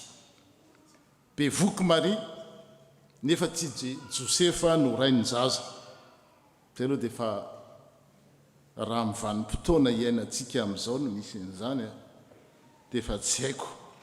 Tsisy ninoninona ara dia fa mifandao ny mpivady sy ny mpifamofo. Gaga Josefa sady malahelo very hevitra ary saika hisaraka mangingina ametraka ny Maria. Saingy tamin'izany indrindra no nandefasan'Andriamanitra anjely ka nilaza taminy hoe ry Josefa, aza matahotra ny ampiakatra ny Maria ho vadinao fa ny zaza ao akibony dia avy amin'ny fanahy masina.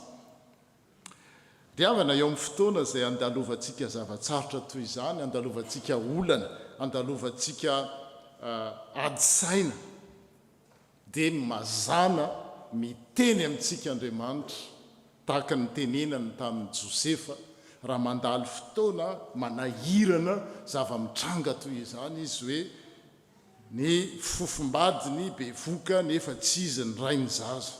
Mahavery hevitra zany.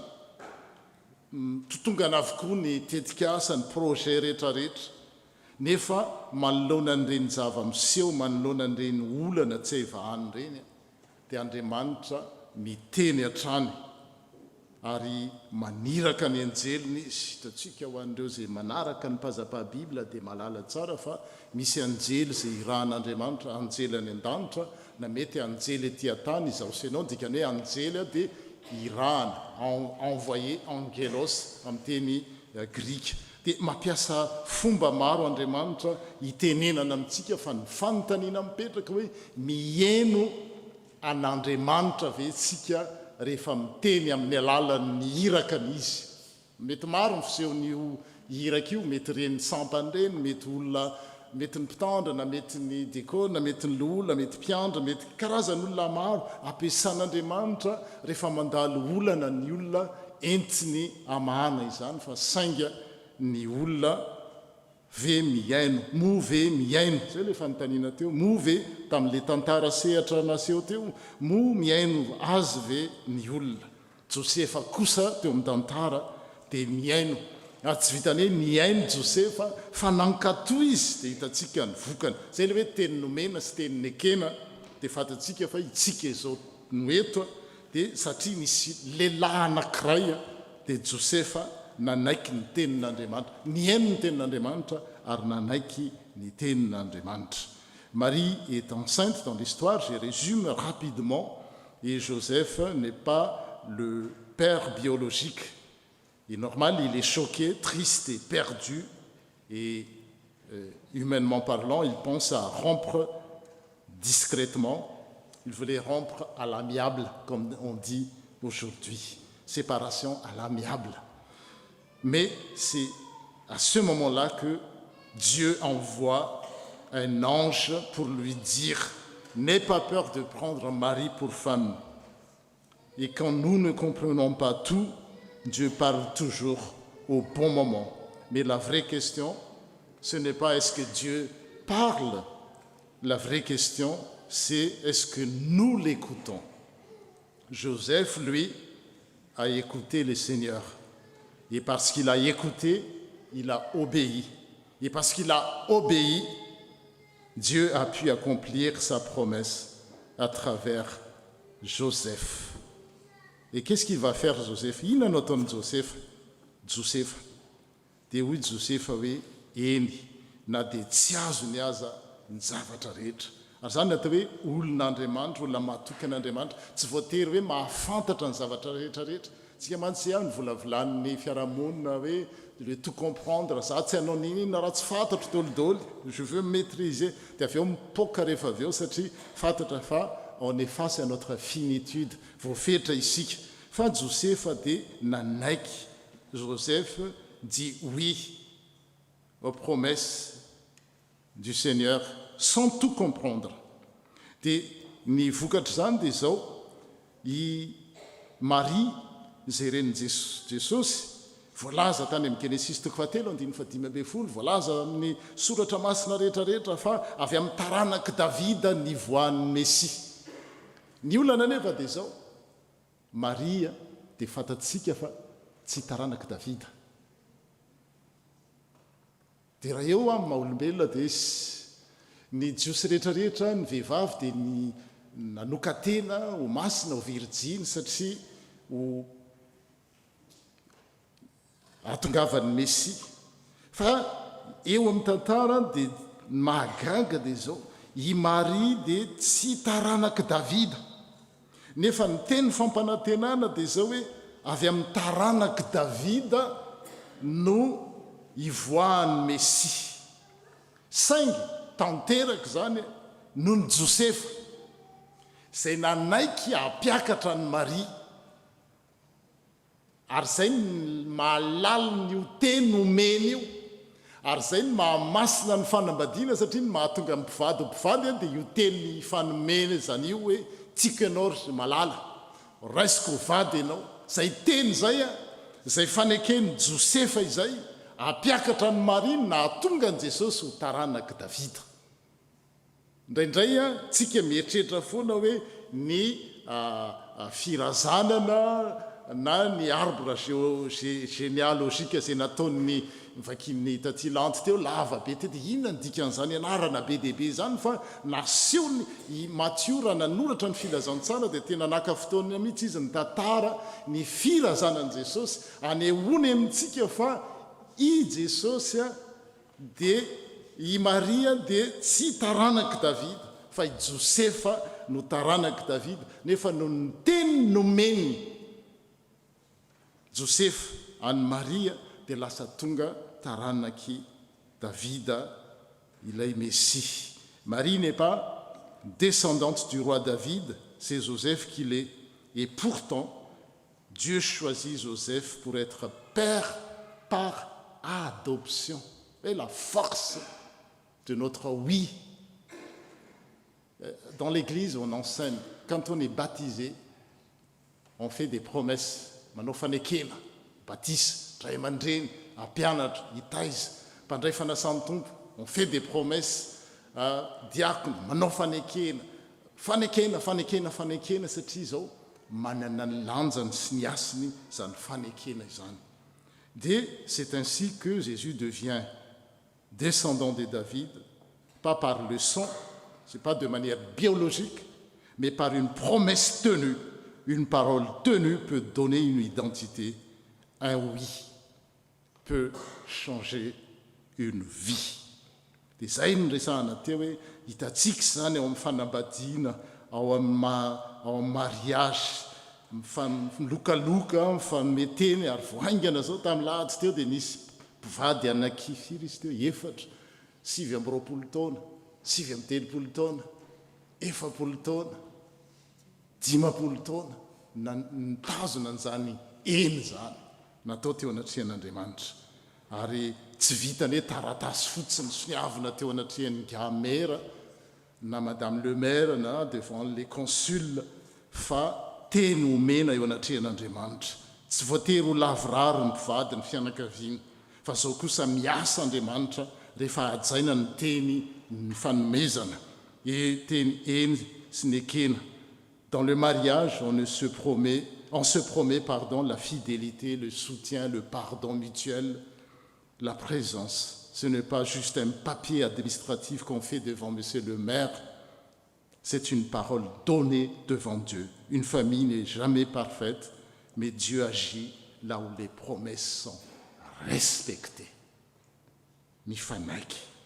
Ary tsy voa tamin'ny lahady ihany tsika no nakalaza an'izany fa tamin'ny ray volana teo dia nisy mpivady anakiroa nafatifaty kely teto zay nankalaza fa 20 taona fa 5 taona tsy haiko zay le izy alako tsiny raha diso fa zay le izy dia manontany tenintsika hoe ahoana ary no ataterahany zany teny nomena zany sange mba te hitazona ny teny amin'ny taona voalohan'ny taona io aho zao dia ilokaloka anao résolution mba anao an'izao mba anao an'izao manao an'izao mais j'arrive pas tsy vitako le izy tsy zany nandrayntsika mba te hanao zavatra ko hoe za amin'ity taona raha sitrapon'ny tompo amin'ny taona 2020 dia mba hanao an'izao mba hiova mba ho tia mba hifamela mba tsy hanao lolopoa mba teo tsara ao anatytsika tsirairay zany fa mifanontaniana mipetraka dia hoe tsy vitako c'est plus fort que moi on dit souvent avy aiza ny hery d'où vient la force pour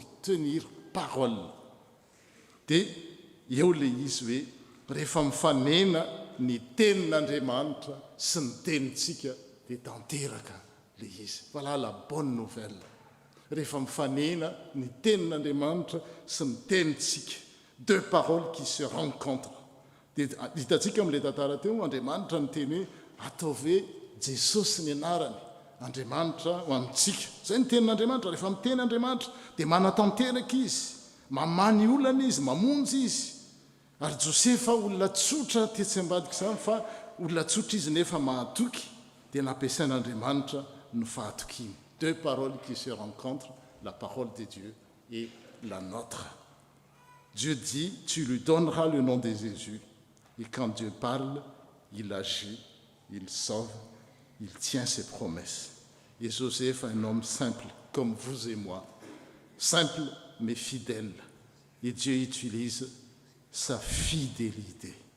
Zay ry havana mandray an Jesosy amin'ny enitsika amin'izao Noely zao a fiteny dia hoe teraka ao amintsika Jesosy fa tsy ao an-tranon'ombontsony dia anio a te hiteny le enitsika no andraisantsika azy accueillir Jésus par notre oui. Et Noël n'est pas seulement une fête avec le foie gras, les dindes au marron et j'ai vu qu'il y a pas mal qui ont fait des courses, des crevettes hoany daholo reny rehetra reny dia poulard dia tout tsara daholo zany zavatra zany fa raha hoanitsika sy mifetitsika nefa tsy nanao le eny tamin'Andriamanitra dia zao diso zavatra ray loha isika tena hoe ohatran'ny olona mihazakazaka eny amin'ny pista eny ivelan'ny pista mba nihazakazaka ihany fa tsy ao anatiny. Noël n'est pas seulement une fête mais c'est accueillir Jésus. Comme Joseph, nous pouvons dire, Jésus, tu as ta place dans ma vie. Chaque fois qu'un cœur dit oui à Jésus, Noël, le jour de Noël que nous célébrons aujourd'hui, recommence. La naissance de Jésus est l'histoire d'une promesse tenue et que nos paroles soient vraies au sein du couple, au sein de la famille, au sein de l'Église, au sein de la société. Un chrétien, comme ça a été annoncé, il y a les tirs qui nous forment, qui nous édifient d'être un bon citoyen. Olona mitazona ny teny rehefa mba eny dia eny. Zay nge mahavoan'ny firenetsika. Dekona sy loholona sy mpiandry sy anona dolodolo rehefa maty ary ny olona dia soratany eny amin'ny ferapara hoe zao. Fa rehefa manoloana ny vola daraboka dolodolo. Mora atao kolikoly sy ataovy an'izao io e. Ary zay anisan'ny nanao an'izany fa impiry ny tenenareo tamin'ny taloha tamin'ny asako taloha dia zany miasa dia zao rehefa manatitra entana amin'ireny ministère reny dia gonflage ho naovana azy raha zavatra 10 a dia atao 50 dia avy eo zarana ny ambony satria nahoana ny herin'ny vola tsy mitazona ny teniny mena tsony zako araka ny teniny hitantsika ho an'ireo nianatra mpazapa Bibla ho an'ny Daniela raha nasaina ny ekoka teo anatrehan'ny sary olona volamena izy dia izao ny teniny fantatray Andriamanitra fa ny Andriamanitray dia afaka manafaka anay eo amin'ny laforo afo fa na tsy hanafaka anay ary izy dia tsy andoalika eo amin'ny sary olona volamena zany ny olona zany hoe nahoana rehefa nanome teny hoe eny a dia eny hatramin'ny farany. Rehefa eo amin'ny fiarahamonina, eo amin'ny fiangonana, eo amin'ny tokantrano misy olona mijoro hatran'izany mitazona ny teniny dia zany natao hoe firenena havanina. zany natao hoe firenena mandroso, zany natao hoe tokantrano vanina sy mandroso, ary zany natao hoe fiangonana maro fa tsy hoe vao miala ao am-piangonana manao eny mivoaka ao amin'ny fiangonana dia efa mivadika ny lela, vadika ny fomba fanao lasa ohatran'ny olona anankiroa hafa ao am-piangonana, hafa ny ivelan'ny fiangonana. La naissance de Jésus est une histoire d'une promesse tenue, que nos paroles soient vraies, que nos engagements soient solides comme les rocs et que Jésus trouve une place dans nos vies. À lui seul soit la gloire. Amen. Hitsangana ary tsika andray ny tsodrano manao ny hira andininy voalohany amin'le voalahatra teo dia mandray ny tsodrano.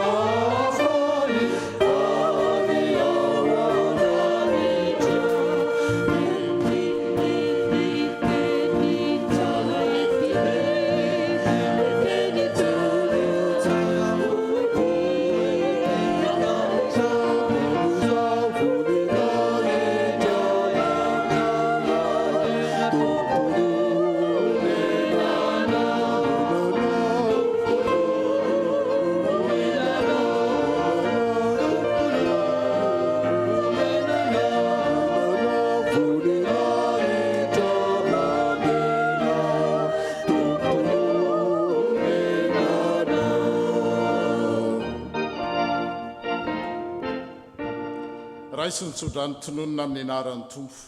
Ilay Andriamanitra loharan'ny fanantenanany ameny fifaliana sy fiadanana tanteraka ao anareo no ny finoanareo azy, mba hampitomboina be dia be eo aminareo ny fanantenana no ny herin'ny fanahy masina. Que le Dieu de l'espérance nous remplisse de toute joie et de toute paix dans la foi, afin que nous débordions d'espérance par la puissance de l'Esprit Saint. Amen. Nendin Farour,